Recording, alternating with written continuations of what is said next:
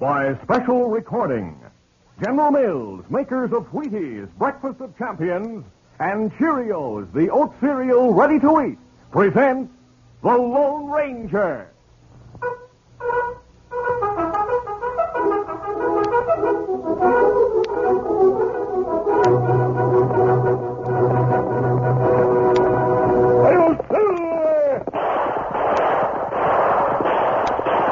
A fiery horse with the speed of light, a cloud of dust, and a hearty hi-yo silver. The Lone Ranger.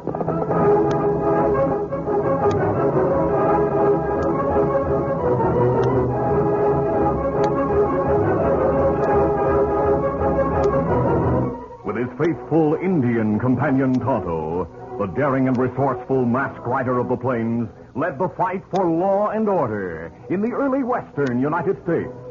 Nowhere in the pages of history can one find a greater champion of justice. Return with us now to those thrilling days of yesteryear. From out of the past come the thundering hoofbeats of the great horse Silver. The Lone Ranger rides again. Come on, Silver. Let's go, big fellow. Hail, Silver! Away!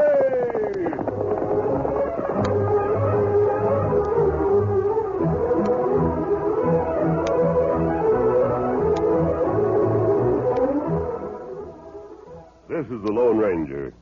If you want to be a champion at anything, remember, others have done it in spite of obstacles. Take rodeo champion Bob Maynard. He did it the hard way. He proved champions are made, not born. Bob didn't even have the advantage of growing up on a western ranch. As a boy, he lived in Chicago. But Bob started riding when he was 8 years old. At 14 in California, he became a stable hand. Today, Bob Maynard is one of the top money winners in rodeo competition. He sure is, Lone Ranger. And like many champions in all sports, Bob still chooses Wheaties for his favorite training dish. There's no question about it. Champions are made, not born. And there's no question why champions choose Wheaties for their training diet. They want that famous wheat energy. They get it with Wheaties because there's a whole kernel of wheat in every Wheaties flake. Champions are made, not born. Get on your way with Wheaties, Breakfast of Champions.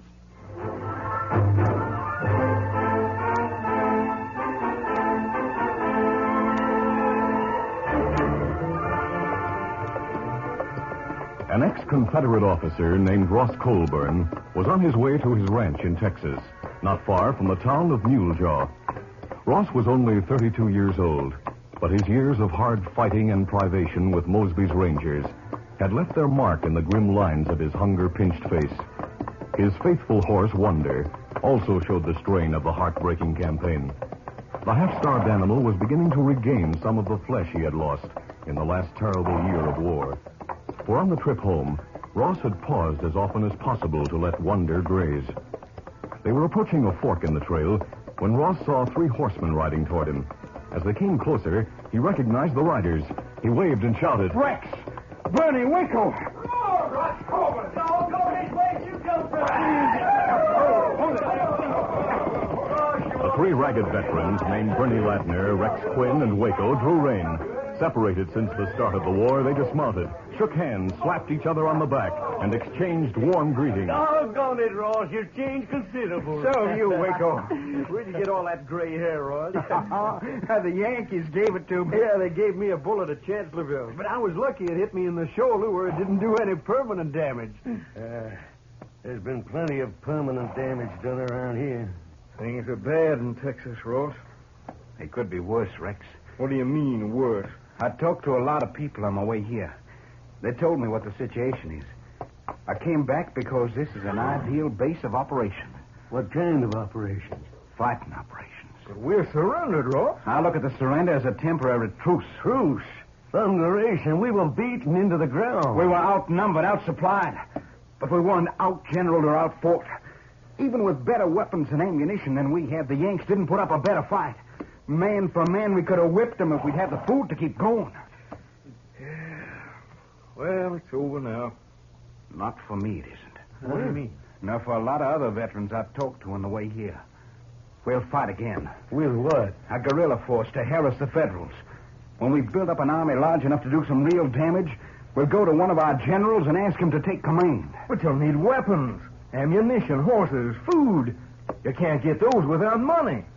Rex, do you know what a steer's worth in northern markets? No. It'll bring $40 in hard American cash. $40 a head? That's right. And the people in the north will buy as much beef as we can deliver. Well, I aim to deliver that beef. I'll use all the cash I can accumulate to buy what we need. Are you boys willing to throw in with me? Well, I'm game, Ross. So am I. Count on me. Good. We've a lot of hard work ahead of us, boys. But we'll be working for the South. For the Confederacy.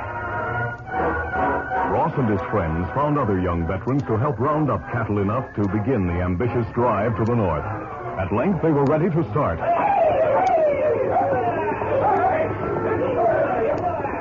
The drive progressed without interruption until it reached Kansas.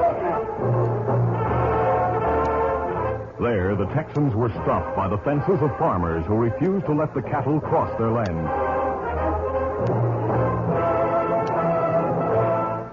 It was late at night, and a full moon shone brightly on the campfire, where Ross, Rex Quinn, Bernie Ladner, and Waco sat making plans.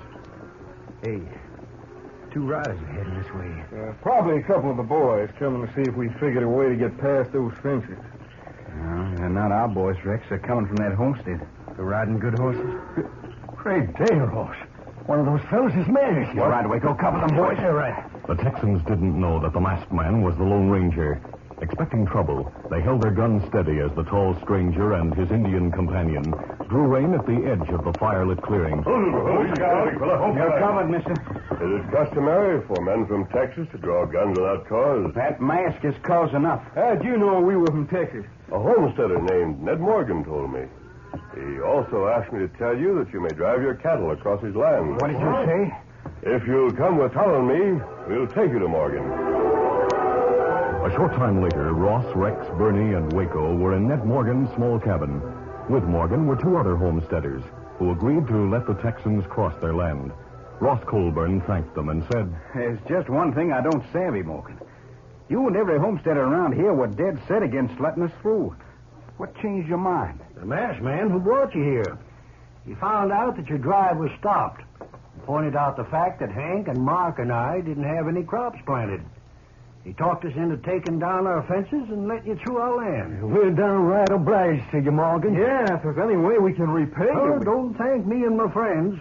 Thank the masked man. But why did he want to help us? I don't know. The next time you meet the Lone Ranger, ask him. The Lone Ranger. That was the first time the Texans met the masked man, but they were destined to meet again. The drive was completed, and on the return trip, Ross and his friends reached an agreement with the homesteaders, an agreement that would permit them to cross the farmland at a later date. They used the profits from the drive to buy guns, ammunition, horses, and supplies, and concentrated on accumulating more with which to finance their plans. After several other drives, their activities finally came to the attention of federal authorities. Messages concerning them were flashed to Washington. Agents were sent to investigate the situation, and when they returned to the capital, they reported directly to the president. The result was an immediate summons to the governor of Texas. The governor hurried to Washington, and on his return home, he stopped briefly at the ranch of Clarabelle Hornblow. When he left, Clarabelle and Thunder both knew that the governor wanted to see the Lone Ranger. Several days later, the masked man and his Indian companion stopped at the ranch. As soon as they entered the house, Clarabelle told them of the governor's visit. The Lone Ranger and Tonto swung to the saddle and headed for the governor's residence.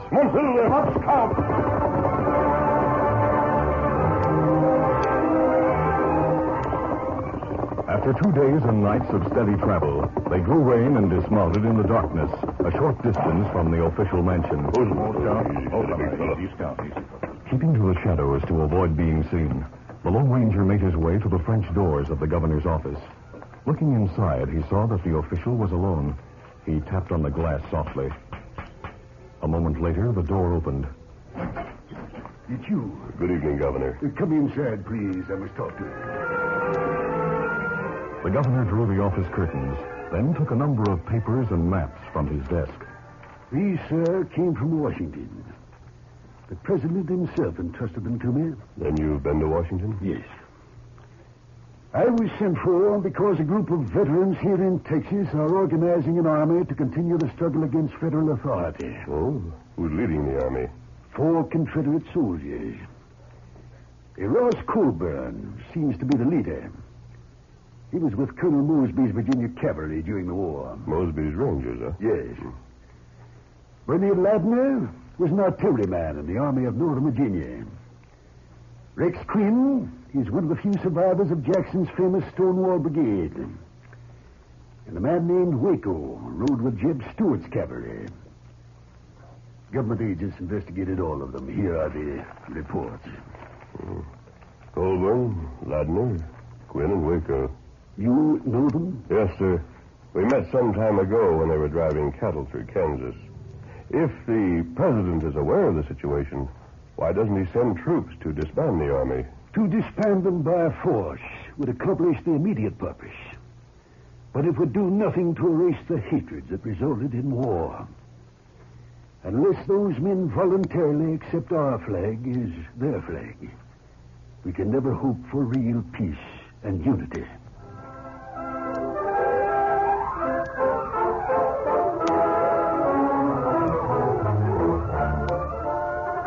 The curtain falls on the first act of our Lone Ranger adventure. Before the next exciting scenes, please permit us to pause for just a few moments.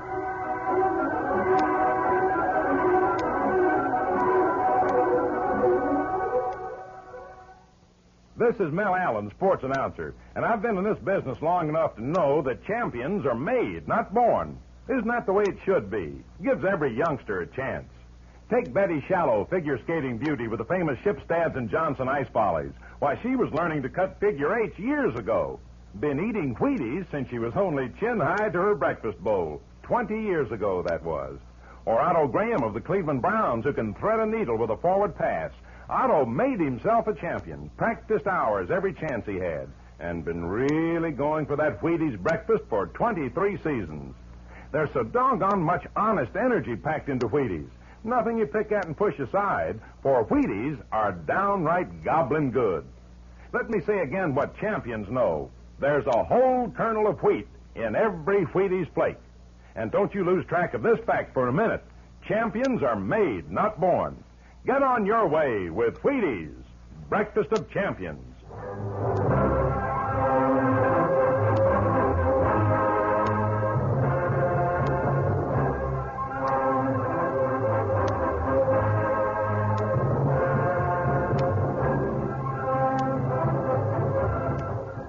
Now, to continue.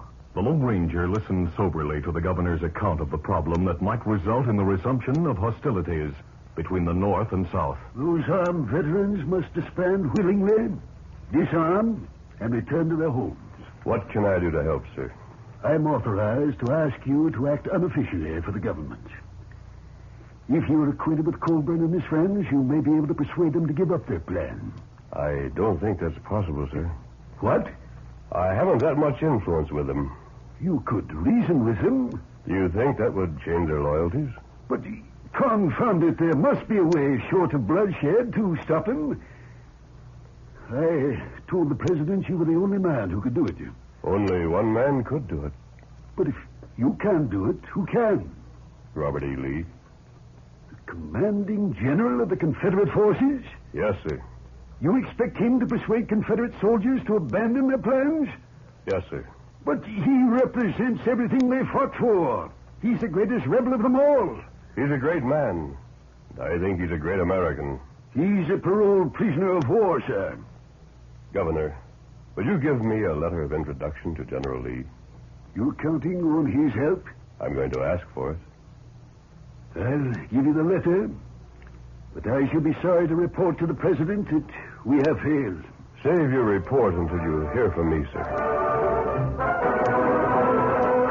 It was mid-afternoon of the next day when a sentry halted the Lone Ranger and Tonto at the entrance to a valley near Mule Jaw Mountain. Don't try reaching for your gun. Where's Ross Colburn? In camp. Will you take me to him? All right, but I'll have to fire a warning shot to alert the camp that you're coming. Go ahead. There. Now then, mister, follow me. Come on. The sentry led the way through the valley entrance. Rounding a bend in the trail, they saw a group of armed men coming toward them. Colburn and his 3 friends were in the lead. Let's burn an arrest here. You're coming here. You're coming. Back down, boys. Colburn, I'm here to see you and your 3 friends. You're the Lone Ranger. That's right.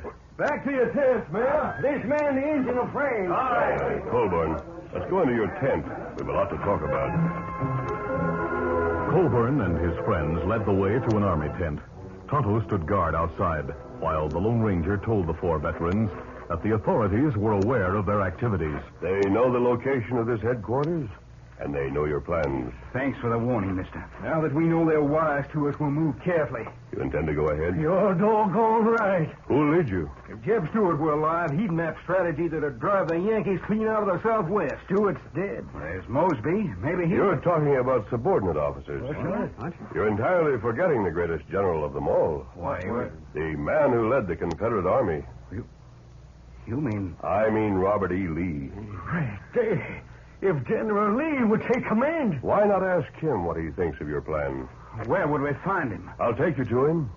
Will your men remain here until we return? Well, they'll stay here till doomsday if they think the general's coming back to lead him.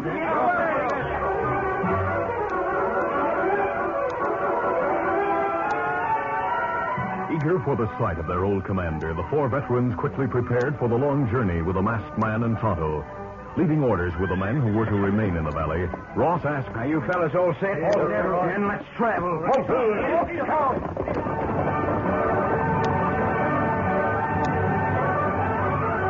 The riders traveled at a ground-covering lope, and during the long trip, the Lone Ranger and Tonto found the ex-soldiers good companions.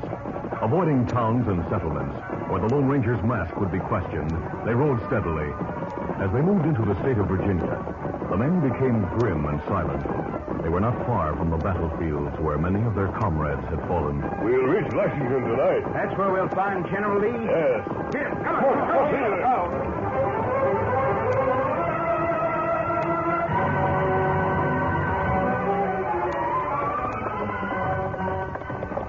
It was after 9 o'clock that evening when they reached the vicinity of Washington College in Lexington, Virginia. They drew rein a short distance from the college building. While the 4 veterans studied the moonlit landscape, the Lone Ranger took the governor's letter from his pocket and handed it to Tonto. Tonto, will you take this letter to General Lee and ask him if he'll meet us here? Where may I find him? He'll be in the college president's house. You'll have to ask directions to it. Let me try. Come, Scout. Come, fella. Do you think he'll come to meet us, mister? We'll have to wait and see. The men dismounted and stood beside their horses, waiting for Tonto to return.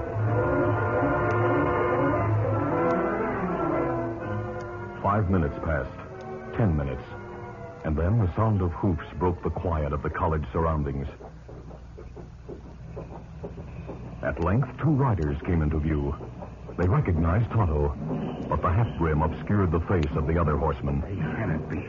There was something familiar about the gait of the handsome gray horse, and an unmistakable dignity about the man in the saddle. Suddenly, Ross Colburn reached for his hat. As he removed it, he murmured, Boys, it's Master Robert. It's Uncle Bob. General Lee. The rider who brought the beloved war horse traveler to a halt in the moonlit clearing was no ordinary man. For no ordinary man could have inspired the blind loyalty of men like Stonewall Jackson, Jeb Stewart, A.P. Hill, and countless other brave soldiers. Robert E. Lee was a great man, and as the Lone Ranger met him for the second time in his career, he knew that he had made no mistake in reuniting the 4 veterans with their old commander. The general's voice was warm and friendly when he spoke to the masked man. We've met before, sir. I wasn't sure you'd remember the meeting, General Lee. I do remember. You did me a great service in the West years ago. I'm glad to see you again. Thank you, sir. Well, gentlemen, what may I do for you?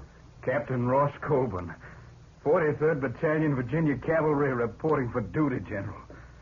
Duty, Captain Colburn? That's right, sir. Our friends and I are here to offer our services. We've accumulated guns, ammunition, supplies. and 100 ex-soldiers who are ready to go on with the fight. Ross spoke eagerly, but the general listened in silence. We've only 100 men now. But if we can go back to Texas and say that you'll lead us, we'll be able to muster an army of thousands. So that's why you're here. We've come all the way from Texas to ask you to lead us again. We weren't outfought the last time, General Lee. And with luck, I know we weren't outfought, Captain. No men ever fought better than those who stood by me. We'll lick the Yankees for sure this time. Gentlemen, the disputed matters between the North and South were decided by war. We must abide by that decision. I gave my word, gentlemen. But, sir, we won every battle the South fought. We can't... Oh, you were good soldiers, loyal soldiers. But your duty now is to unite in an honest effort to obliterate the effects of war and restore the blessings of peace to our land. Peace, sir? Yes. Promote harmony and good feeling. Qualify yourselves to vote and then elect to the state and general legislatures wise and patriotic men who will devote their abilities to the interests of the country and the healing of dissensions. Sure. I have invariably recommended this course since the cessation of hostilities, and I've endeavored to practice it myself. But what about us? We've worked to build up an armed force. We've got supplies and men who are ready to fight. We're waiting for orders. Gentlemen, I earnestly hope that you will abandon your animosities and make your sons American.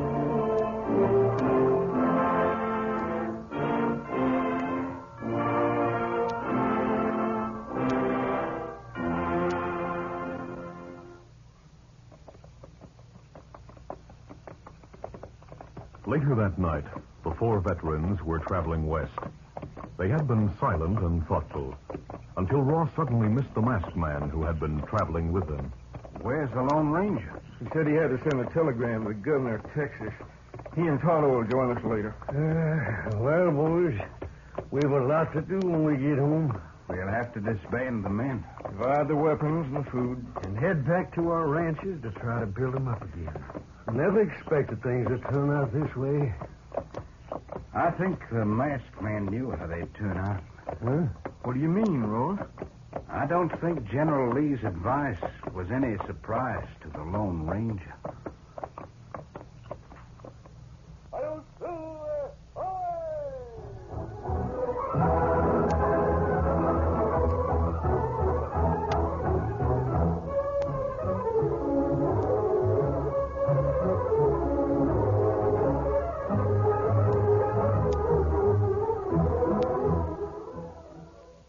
Diving Doris is 13, and she is the diving queen. She can do a flip because she knows she's got gold power from Cheerios. Yes, she's got gold power. There she goes. She's feeling her Cheerios, Cheerios, Cheerios. Kids, every delicious spoonful of Cheerios and milk is real muscle-building food. Each spoonful contains vitamins, minerals, and proteins your body needs. Yes, the good things in a Cheerios breakfast do good things for your body. Help you have healthy nerves, good red blood, strong bones, and muscles. Cheerios, remember, is made from oats, yet needs no cooking. Eat Cheerios, the cereal shaped like little letter O's. Then you'll hear people say, She's feeling her Cheerios.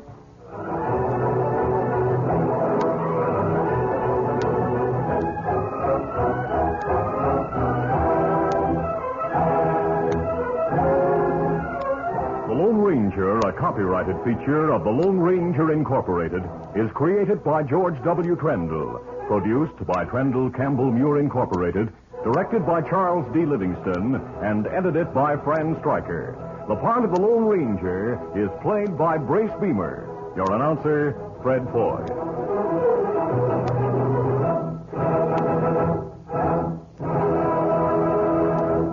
The Lone Ranger is brought to you by General Mills every Monday, Wednesday, and Friday at this same time. Be sure to listen. This recorded program has come to you from Detroit. This is ABC Radio Network.